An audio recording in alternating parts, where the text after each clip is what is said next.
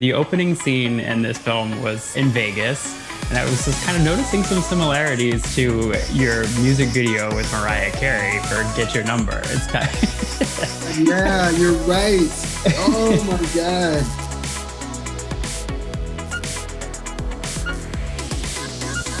Deon, Hilary. Hi. Let's go, Scott! How's it going?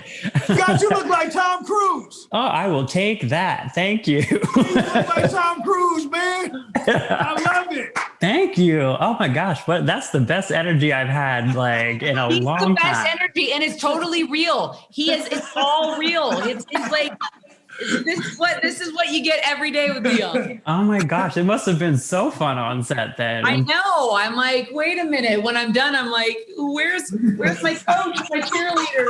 I'm so excited to talk Fatale with you guys. Fantastic film, not at all what I was expecting. You know, sometimes you watch a trailer for a movie and you're like, oh, well, they just gave the entire thing away. And I'm like, ooh, was I so wrong? So many turns. I'm like on the edge of my seat the entire time. Fantastic. So well done. Thank you so much. Thank you, Scott. That's why I wanted to be a part of this film, not just because of Deon's, infectious kindness and optimism and talent, but because of the twists and turns. It's so rare in all the content that we see and all the scripts that come across my desk. You see what's coming a million miles away. And with this one, I was like, whoa. I agree. I think what's really cool about film right now is if you could find a movie that thoroughly entertains you and also keeps you guessing, you've done something extremely difficult and fun at the same time. Like we got Hilary Swank in a movie with a 12-gauge shotgun. Who has done that? Come on, man. Let's go, Scott. Hilary, you play this unhinged character so perfectly. I mean, it's incredible. I mean, it's a little frightening. My husband said the same thing. He's watching and he's like, "Wow, how are you so good at playing unhinged?" And I'm like, should I be concerned? Don't cross me. Yeah, it's funny because like I know this is probably not what most people think of when they think of you, Hilary, but like one of my favorite movies growing up was Buffy the Vampire Slayer. So I immediately go Kimberly, and I'm like hearing you in my head, like, it's retro. Retro. So 5 minutes ago. Exactly. So to see you come full circle, or not even full circle, I guess completely all over the place to a different character. It's next That was level. my first movie. I love that. I was 16 years old when I did that. It was brilliant. I know. Thank you. It was so long ago, but yeah, it feels like a lifetime ago now. But I started my career in comedy, actually, in television, doing half-hour sitcom. And when I wanted to do dramas, someone at one of those studios said, "But they didn't even say you're funny. They said you're so half-hour." And I was like, "Well, but there's other things I want to tap into, and so." Getting the opportunity and having someone like Deon call you and say, "Why haven't you done this?" And I'm like, "I don't know. Thanks for bringing me this opportunity. Thank you for believing in me." That's what you want as an actor. You want to play everything. And I'm feeling like this is helping round that out. Absolutely. And you do it so well. I mean, how do you prepare to get into a character like this? Well, one of the things Deon and I really talked about is finding why this person is driven to do what she does. Can't find my phone. It's in the room safe. She had made a grave mistake, but she does try and write it. And when she doesn't get a second chance after trying to write it, she just goes off the rails. You are one very convincing liar. I thought we were playing a game. A game? A game, like it's Vegas. There's what happens in Vegas. Okay. Again, it's not the choice I would make, but that's what makes the world so interesting is that so many people react in ways that we would never react, and hers is really intense. Yeah, absolutely. I mean, so while it's maybe not how you would have responded, I can definitely see somebody having that reaction. And I think that's part of what makes it so scary. Exactly. It is very much grounded in reality. And I love that. Yeah, that's good. Well, guys, thank you so much for taking the time to chat with me. I wish I had more time to speak with you. You're such great energy, and I can't wait for people to see this film. It's fantastic. Scott Cruz. Scott Cruz. Bye, guys. Thank you again. Hi, Mike. How's it going? Scott. Thanks for hanging out with me today. My pleasure. Lovely. So let's talk Fatale. Horror seems to be the perfect vehicle for social commentary. What do you think it is about this genre in particular that makes it so good for telling these stories? I would say it's probably because horror is a equalizer. The joke is, well, if aliens came down right now and were the superior being and we were all at their mercy, we would quickly get our stuff together and we would become one. Because then it wouldn't be about like you're black, white, Asian, none of that stuff. It would just be like, we're human.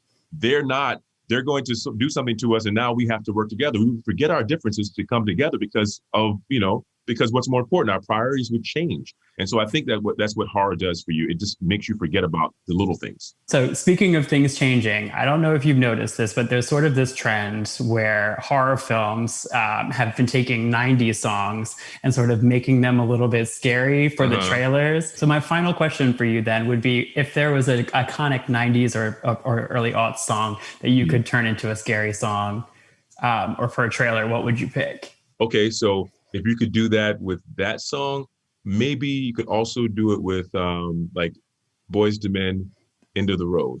Oh, I think there's some way to make that eerie and scary because just the title unto itself, End of the Road, that sounds like something that could be scary, Yeah, absolutely.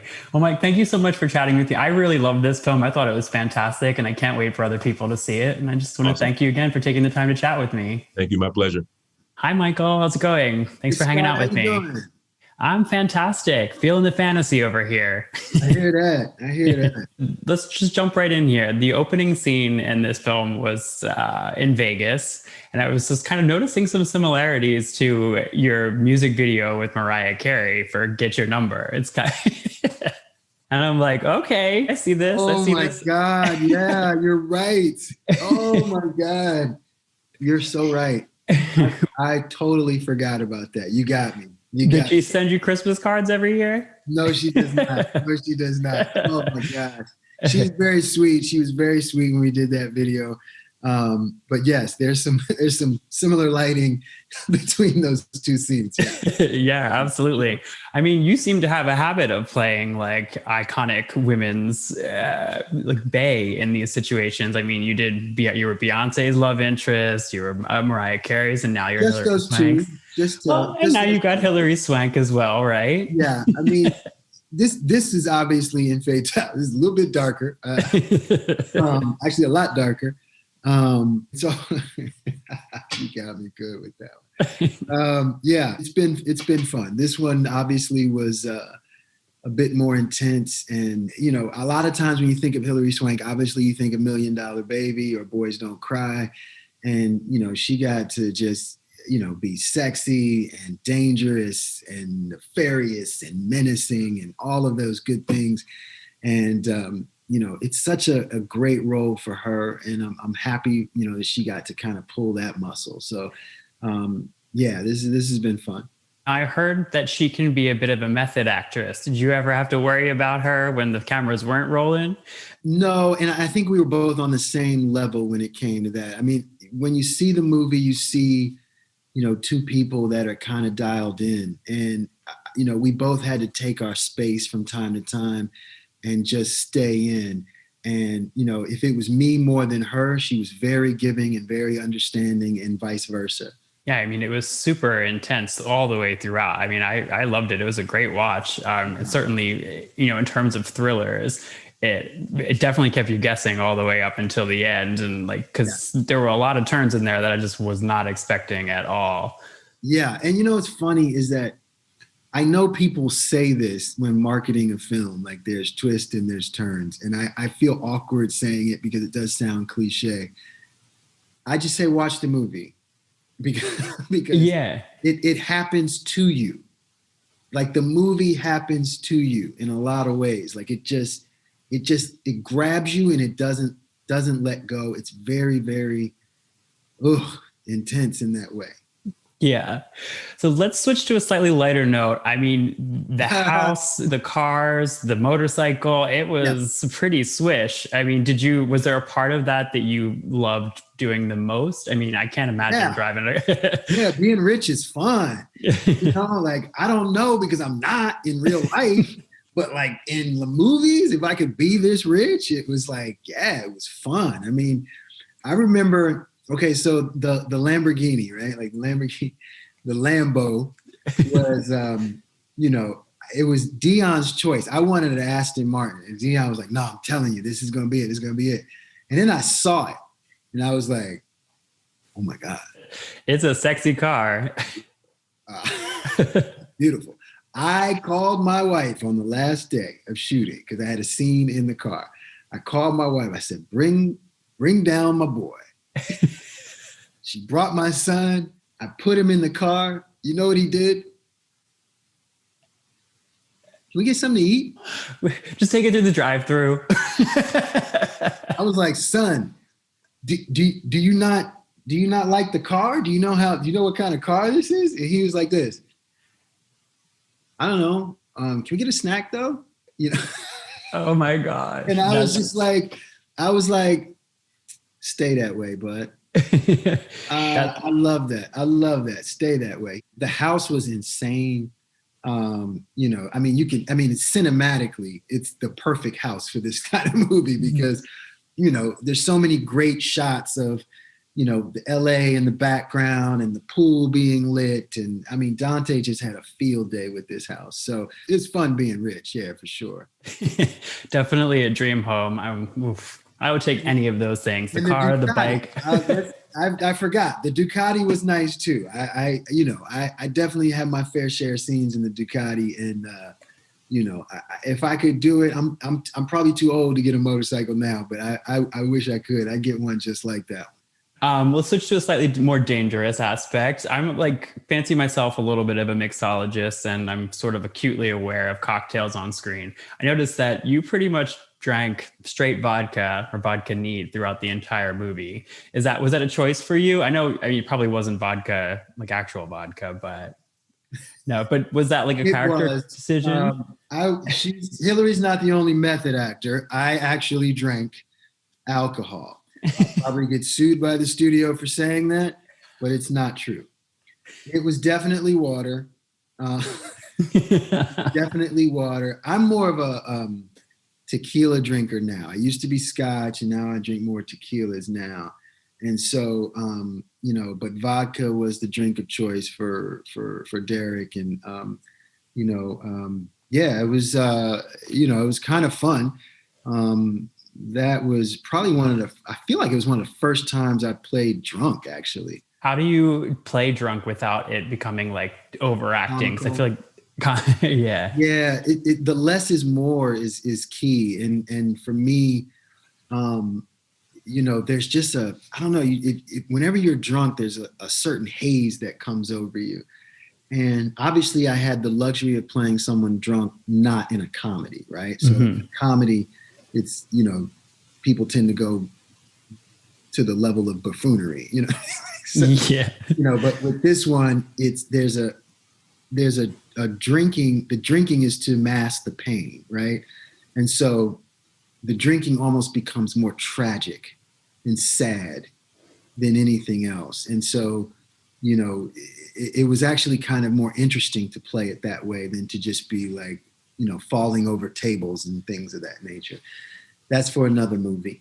Yeah, exactly. So I'm sure that you've noticed this trend with 90s and early aughts music being kind of turned into scary songs for movie trailers. I'm curious to hear if you had the opportunity to make any song from that time period into a scary movie trailer song, what would you pick? Great question. Wow. From the 90s? Because I keep seeing it. I've seen like Toxic, you know, we've seen 5 on it, and we've seen Casey and JoJo now. What if they did, what was that song from New Jack City? Sex You Up. Oh, I would sex you up? Remember that one? Yes. Yeah. Sex You Up. I can't remember the name of the group. Color Me Bad. Yes. Color Me Bad, Sex You Up was like a 90, it was like a horror film. That would be cool too. All right. Well, I'll call Color Me Bad immediately after we get off here. Get them to do it for sure. Perfect. Well, Michael, thank you so much for taking the time to chat with me. I love this. I can't wait for other people to see it. Thank you, Scott. I appreciate it, man. Good talking to you. Life is a road, straight and narrow. Stay on the road, and it will take you safely home, but make a wrong turn, and you will meet the darkness.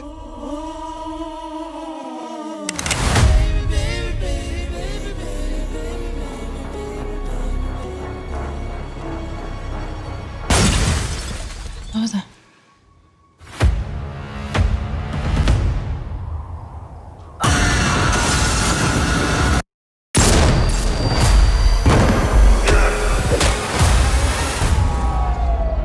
The detective's here. She's gonna be taking over. I'm certain I know you from somewhere. I don't think so. Come on, stay and play.